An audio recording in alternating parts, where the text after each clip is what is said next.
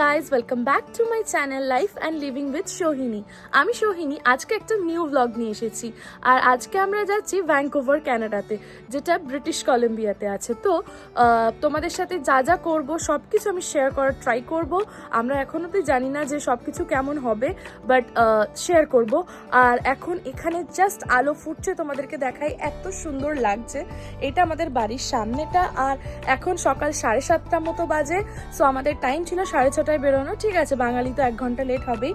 তো চলো, আমরা রেডি হয়ে গেছি। এবার আজকে আমাদের সাথে যাচ্ছি আমরা, আমি, নৈরিত, মা, বাবা, মিতুদি, সবাই। তো তোমাদের সবার সাথে শেয়ার করব। তো চলো, দেখা হচ্ছে। হাই, তো এখানে দেখো মা আর মিতুদি রেডি হয়ে দাঁড়িয়ে আছে। আমরা ওয়েট করছি বাবা নৈরিতের জন্য। তো দেরি না করে আমরা সবাই তাড়াতাড়ি রওনা দিই। আর আজকে আমরা যাচ্ছি ব্রিটিশ কলম্বিয়া, কানাডাতে। তো আমরা থাকি ওয়াশিংটন স্টেটে, ইউএসএর। এখান থেকে কানাডা ড্রাইভ করে 3 আওয়ার্স মতো লাগে। তো সেই মতোই আমরা সকাল সকাল রেডি হয়ে বেরিয়ে যাই। তো খুব ঠান্ডা, কিন্তু এখন আমরা দাঁড়িয়েছি একটা জায়গাতে একটু খেতে। তো চলো ভেতরে যাই আগে। এখন বাজে সকাল ওই 10টা মতো। আর বাড়ির থেকে বেশ অনেকটা জার্নি করে এসে আমরা দাঁড়িয়েছি এখন বেলিংহাম একটা শহরে। তো এখান থেকে এখনও বেশ কিছুটা রাস্তা বাকি আছে। তো আমরা এখানে ব্রেকফাস্ট করতে দাঁড়িয়েছি সবাই মিলে। আর আমরা কি কি নিয়েছি তোমাদের সাথে শেয়ার করছি। জায়গাটা চারপাশটা প্রচণ্ড সুন্দর, বাইরেটা প্রচণ্ড ঠান্ডা। তো চলো, খুব এক্সাইটেড আমি আজকে কানাডা দেখার জন্য।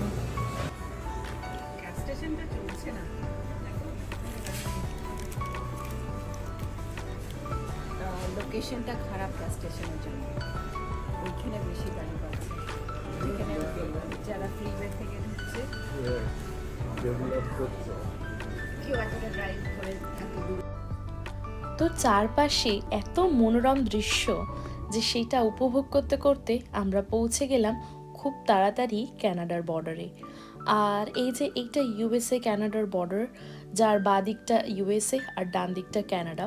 তো আমরা এখানে নেমেওছি একটু ছবি তুলতে, কারণ এখানে বেশ গাড়ির লাইন ছিল সেদিন। আর সেই দিন আমাদের এখানে প্রেসিডেন্টস ডে ছিল, যার জন্য বেশ ভিড় হয়েছিল। আর কিছুক্ষণের মধ্যেই আমরা দাঁড়িয়ে, আমাদের গাড়িটার নাম্বার এলো। আর আমরা একটু আমাদের পাসপোর্টগুলো চেক করলো, তো ছেড়ে দিল। তো আমরা ওখানে প্রথমে ঢুকলাম সারেতে। তো ওই সারেতে আমরা আজকে লাঞ্চ করব। আর আজকে আমাদেরকে লাঞ্চটা ট্রিট দিয়েছিল মিতু দিদি। তো আমরা এখানে লাঞ্চ করলাম। এখানে একটা ভীষণ ভালো ইন্ডিয়ান বাফে ছিল। তো এই রেস্টুরেন্টের নাম তন্দুর ফ্লেম। আমরা সেদিন লাঞ্চ বাফে নিয়েছিলাম। আর এই জায়গাটা সারেতে দেখা যায় বেশিরভাগই সব জায়গায় পাঞ্জাবি। আমাদের যিনি সার্ভ করছিলেন কিংবা এখানে যেনারা রান্না করছিলেন, বেশিরভাগ সবাই পাঞ্জাবি ছিলেন। তো ভালোই, বেশ আমরা হিন্দিতে কথা বলতে পারছিলাম, ভালোই লাগছিল নিজের ভাষাতে কথা বলতে পারলে। আর এত ভালো ভালো খাবার যে কোনটা ছেড়ে কোনটা খাবো বুঝে উঠতে পারছিলাম না। এইখানে ছিল ফ্রুটস কেক, ক্ষীর, সব কিছুই বেশ ভালোই খেতে ছিল। যেহেতু আমাদের এখানে অধিকাংশ খাবারই ফ্রোজেন হয়, তাই হয়তো সেইভাবে খাবারের স্বাদ আমরা পাই না। কিন্তু তার মধ্যেও আমাদের ভালো খারাপ আছে। আর সত্যি বলতে এই খাবারগুলো সেদিন খুব ভালো ছিল।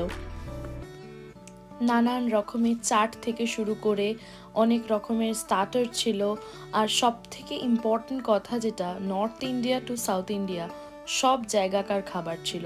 তাই যে কোনো মানুষই সেখানে এসে খেতে পারবে।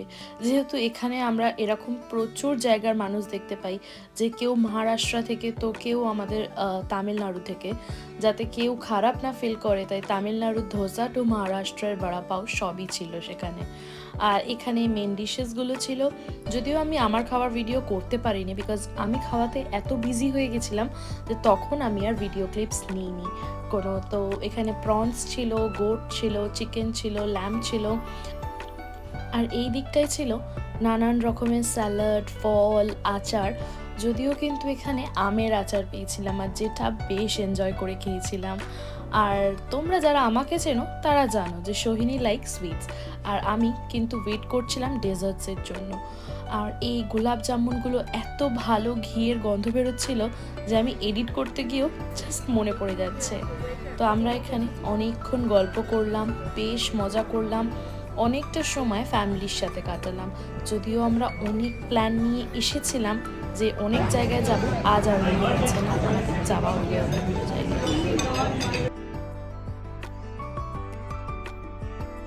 এখন এখানে লাঞ্চ করলাম, ভীষণ ভালো খাবার ছিল, সব Indian food, north Indian to south Indian সব ছিল।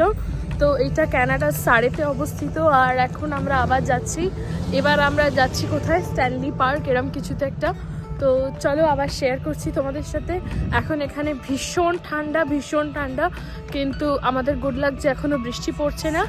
হ্যাঁ, সানি ওয়েদার। আর তোমাদেরকে ক্লাউডসগুলো দেখায়, কি ক্লিয়ার লাগছে আজকে। তো চলো, ঠিক আছে, দেখা হচ্ছে আবার এরপর। যদিও সেদিন ওয়েদারটা ভালোই আমাদের সাথ দিয়েছিল, দেখাচ্ছিল বৃষ্টি হবে 60%, কিন্তু কোথাওই বৃষ্টি আমরা পাইনি। তো সেদিন রোদ থাকাতে চারদিকটা যেন বেশ ঝলমল করছিল। আর কানাডার এই ব্যস্ততম শহর দেখতে কিন্তু বেশ ভালো লাগছিল। এত উঁচু উঁচু বিল্ডিং, সুন্দর সুন্দর ব্রিজ, আমার কিন্তু সত্যি ভীষণ মজা লাগছিল। আর চারপাশটা জাস্ট দেখো, মনে হচ্ছিল একটা বিজি ডেতে আমরা এসে পড়েছি। তো ওই রেস্টুরেন্টটা থেকে বেশ কিছুক্ষণ ড্রাইভ করার পর এখন আমরা স্ট্যানলি পার্কে এসেছি। তো এইখানে আমরা কিছুক্ষণ থাকবো, একটু ফটো তুলবো, একটু টাইম স্পেন্ড করব, তারপরে আমরা আবার এখান থেকে আস্তে আস্তে আবার বাড়ির দিকে যাওয়া স্টার্ট করবো। সো যেতে যেতে কোনো স্পট থাকলে আমরা নেমে ঘুরবো। এখন এখানে প্রচণ্ড ঠান্ডা, কত ডিগ্রি হবে তা দেখিনি, বাট প্রচণ্ড ঠান্ডা, প্রচণ্ড। তো ঠিক আছে, চলো তোমাদেরকে জায়গাটা দেখাচ্ছি, জায়গাটা ভীষণ সুন্দর, ভীষণ। তো এটা স্ট্যানলি পার্ক, আর এটা আছে ব্রিটিশ কলম্বিয়াতে, ভ্যাঙ্কুভারে। তো আমরা সেদিন স্যারের পর ভ্যাঙ্কুভারে এসেছিলাম ঘুরতে। আর আমাদের অনেকগুলো প্ল্যানস ছিল, কিন্তু যেটা হয় যে আমরা এত কম টাইম পাই ইভেন বাড়ির লোকের সাথেও কথা বলতে, তাই যদি একটা ছুটির দিন পাই আর সেই দিনটা আমরা এত গল্প করি বা ধরো এতটাই টাইম কাটাতে চাই বাড়ির মানুষগুলোর সাথে, যে অত হিসেব করে চলা হয় না। তাই সেই দিনটাও সেরকমই একটা দিন ছিল। আমরা প্ল্যানসগুলো আর সাকসেসফুল হয়নি, বাট এই জায়গাটাতে আমরা বাড়ির সবাই মিলে এতক্ষণ বসে গল্প করে টাইম কাটিয়েছি যে বেশ ভাল লাগছিল। আর তার সাথে ফটোজ আর ভিডিওস তো ম্যান্ডেটরি। আর জায়গাটা এত সুন্দর ছিল, এত ক্লিয়ার স্কাই, বেশ ঠান্ডা ছিল, বেশ ঠান্ডা। নিঃশ্বাস নিতে একটু সমস্যা হচ্ছিল, যেহেতু আমার এত ঠান্ডায় আমি কোনোদিন অভ্যাস ছিল না আমার, তাই আমার একটু এই ঠান্ডাটা অ্যাডজাস্ট করতে সময় লাগছে। আর চারিদিকে তোমরা দেখতেই পাচ্ছ যে রোদে জলটা ঝলমল করছে।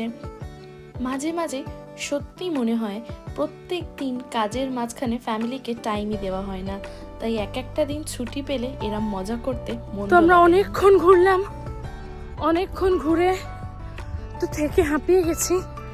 আর এত ঠান্ডা যে ব্রিথ করতে পারছি না, তাই এখন চলে যাচ্ছি আবার। এখন বেশ বিকেল হয়ে গেছে, বিকেল 6টা মতো বাজে। আর আমরা এবার রওনা দিয়েছি ওয়াশিংটনের দিকে। আর আমাদের বাড়ি যেতে আরও 3 ঘন্টা তো লাগবেই। আর বাড়িতে 2টো পোষ্য আমাদের জন্য অপেক্ষা করছে। আর মিতু দিদি আমাদেরকে মাঝে মাঝে ভিজিট করতে আসে, খুব ভালো লাগে যখন মিতু দিদি আসে, অনেক মজা হয়।